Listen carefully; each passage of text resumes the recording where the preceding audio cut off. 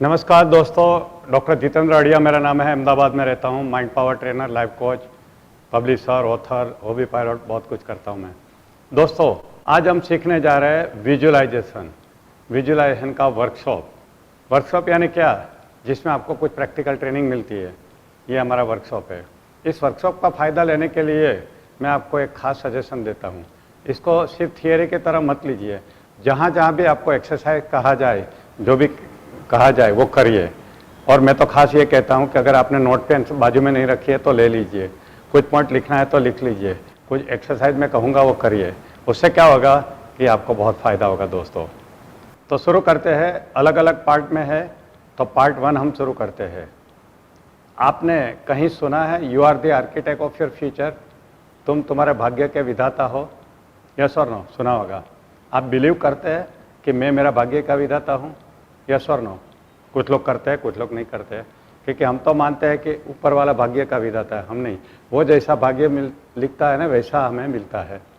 नहीं दोस्तों, मैं वो बात से सहमत नहीं हूँ। मैं स्वामी विवेकानंद की वो बात से सहमत हूँ कि तुम्हें तुम्हारे भाग्य के विधाता हो दोस्तों। तो कैसे हम हमारे भाग्य के विधाता है, आपको मालूम है? मैं आपको बोलता हूँ। उसके 2 कारण हैं। एक कारण तो ये कि भगवान ने हमें ट्रिमेंडस माइंड पावर दिया है, ज़बरदस्त मन की शक्ति दी है। अगर इस मन की शक्ति को हमने पहचाना और उसका सही इस्तेमाल किया तो हम जैसा चाहे ऐसा भाग्य बना सकते हैं। और दूसरी बात यह है कि एक कुदरत का नियम है, कानून है कि कोई भी घटना 2 बार बनती है, पहले इंसान के मन में, फिर बाहर की दुनिया में। ये नियम को हमें समझना है। आपको घर बनाना है तो आप क्या करेंगे? आप एक प्लॉट खरीदेंगे, उसके बाद कॉन्ट्रैक्टर को बोलेंगे चल मकान बनाना शुरू कर, ऐसे बनाएंगे। और बनाएंगे तो कैसा बनेगा? आड़ा टेढ़ा बन जाएगा। कोई ऐसी गलती नहीं करेगा। पहले के ज़माने में बनता था, आजकल कैसा बनता है?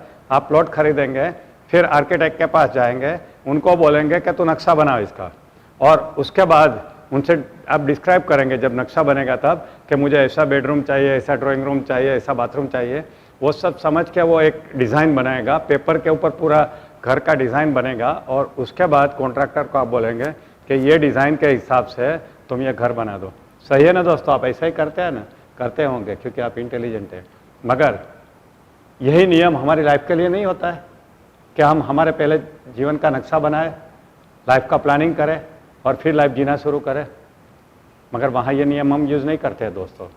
हमें क्या करना है कि हमें ये लॉ ऑफ टू क्रिएशन के लिए पहले हमें पेपर पे अपनी लाइफ बनानी है, हमारा लाइफ का नक्शा बनाना है, और फिर वो बाहर की दुनिया में नक्शे के हिसाब से जीवन को बनाना है। अगर ये चीज़ करोगे ना तो आप सही मायने में कह सकते हैं कि yes, I am the architect of my future, मैं मेरे भाग्य का विधाता हूँ दोस्तों। मगर ये सब कुछ करने के पहले एक चीज़ तो आपको मालूम होना चाहिए, आपको कैसी ज़िंदगी चाहिए, कैसा भाग्य चाहिए। आज से 5, 10, 15, 20 साल के बाद आपको क्या जीवन में चाहिए, कितना पैसा चाहिए, कैसा हेल्थ चाहिए, कैसा फैमिली चाहिए, क्या काम करना है, क्या सोशल कंट्रीब्यूशन करना है, ये सब आपको डिसाइड करना पड़ेगा। ऐसा नहीं कि बस जो मिला वो ले लो, ऐसा नहीं करना है आपको। तो पहला हम यही काम करते हैं। शायद आपने अभी तक नहीं किया होगा, कभी सोचा ही नहीं होगा भाग्य के बारे में।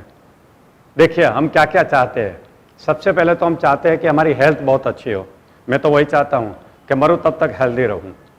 दूसरा, बहुत सारा पैसा चाहिए, सबको चाहिए, मुकेश अंबानी को भी चाहिए, जितेंद्र अड़िया को भी चाहिए, और आपको भी चाहिए, है या नहीं? तीसरी चीज़, सबके साथ अच्छे रिश्ते नाते हो, लविंग रिलेशनशिप हो। आप चाहते हैं नहीं चाहते? और सबसे ज़्यादा सुख तो उसी में से मिलता है। फिर अगर आप नौकरी करते हो तो ऐसा काम मिले जो आपको बड़ा मनपसंद हो। मैं तो अभी नौकरी नहीं करता हूँ, पहले करता था, मगर अभी मैं ऐसा काम करता हूँ जिसमें मुझे बहुत मज़ा आता है और बहुत सेटिस्फेक्शन मिलता है दोस्तों। तो सेटिस्फाइंग जॉब मिले, काम मिले मनपसंद, ये भी तो हमारी इच्छा होती है। इतनी मेहनत करने के बाद हमें एक अच्छा सा घर मिले, लग्जरियस हाउस मिले, हमारा ड्रीम हाउस मिले, ये भी आपकी इच्छा में होगा। आपकी ड्रीम कार मिले, ये भी आपकी इच्छा में होगा।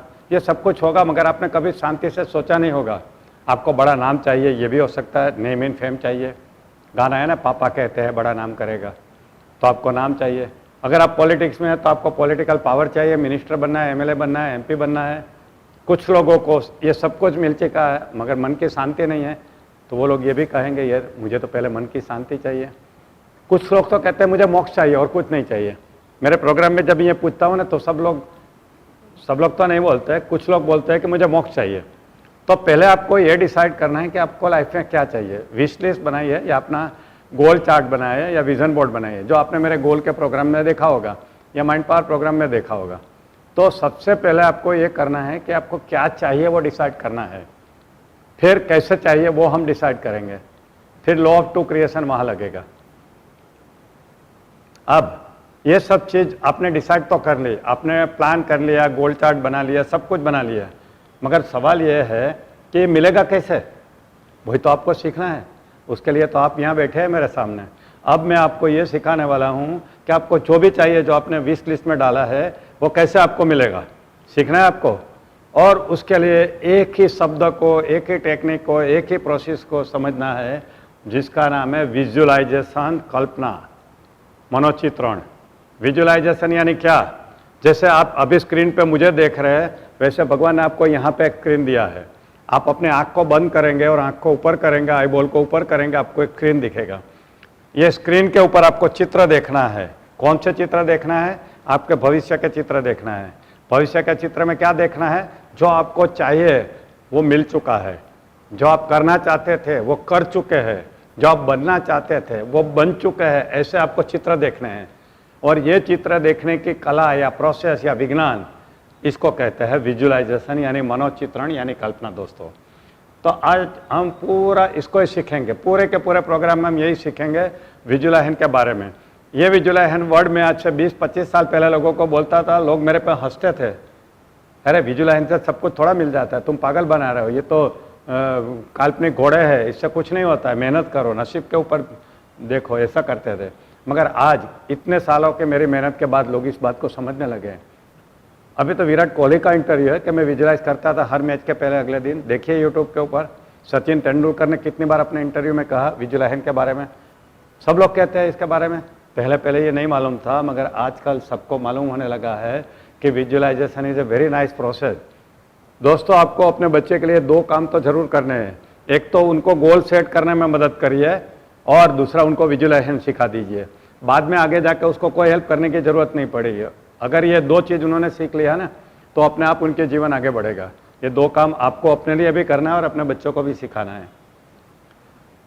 विजुअलाइजेशन क्या है? विजुअलाइजेशन इज ए प्रोसेस जिसमें हम आंख बंद करके अपने भविष्य को वर्तमान में अभी यहाँ पे देख रहे हैं, विथ ए बिलीव कि ये होगा ही और ये सच है और ये होने वाला है, ऐसा करके और फीलिंग के साथ देखना है। इसको हम कहते हैं visualisation. In short, visualisation is the science of changing your imagination into reality. एक विज्ञान है जो आपकी कल्पना में जो भी है, आपके जो भी सपने हैं, उसको हकीकत में बदलने का एक विज्ञान है विजुअलाइजेशन। दोस्तों, विजुअलाइजेशन कौन रेगुलरली यूज करता है आपको मालूम है? बहुत सारे प्रोफेशन ऐसे हैं जिसमें विजुअलाइजेशन रेगुलर यूज होता है। जितने भी सर्जक है, क्रिएटर, ये सब विजुअलाइजेशन का इस्तेमाल करते हैं, डेली लाइफ में करते हैं। एक शिल्पी होता है जो एक शिल्प बनाता है, तो वो उसके सामने जब पत्थर पड़ा रहता है तो उसके नज़र में, उसके स्क्रीन के ऊपर, मेंटल स्क्रीन के ऊपर, कल्पना में एक मूर्ति दिखती है उसको, और वो मूर्ति को सामने रखते हुए उसकी कल्पना की मूर्ति को, और वो शिल्प बनाना शुरू करता है। दोस्तों, विजुअलाइजेशन बराबर करते हैं। फिर आर्टिस्ट होते हैं जो अच्छे अच्छे पेंटिंग बनाते हैं। पेंटिंग बनाने के पहले वो आंख बंद कर शांति से सोचते हैं, कैनवास सब कुछ रेडी है, कलर रेडी है, सोचता है, और फिर आंखें खोल के वो बनाना शुरू करता है, पहले विजुअलाइज कर लेता है, तो परफेक्ट वैसा बनता है जो उनकी कल्पना में था। कोरियोग्राफर, आपने डांस सीक्वेंस देखी होगी फिल्मों में, तो ये डांस सीक्वेंस जो होती है फिल्मों में या स्टेज के ऊपर, वो एक्चुअली होने के पहले कोरियोग्राफर के माइंड में बन चुकी थी। उसने पहले माइंड में विजुअलाइज कर लिया था कि मुझे ऐसी सीक्वेंस देनी है, और वो हिसाब से उसने करके दिखाया। ग्राफिक डिज़ाइनर जो कंप्यूटर पर डिज़ाइन करते हैं, उनको भी कंप्यूटर में करने के पहले एक विजुअलाइजेशन में डिज़ाइन आ जाती है, कल्पना में एक डिज़ाइन आ जाती है, और उसको फिर हकीकत में कंप्यूटर स्क्रीन पे वो बनाते हैं। तो दोस्तों, बहुत सारे लोग हैं जो विजुअलाइजेशन का इस्तेमाल करते हैं।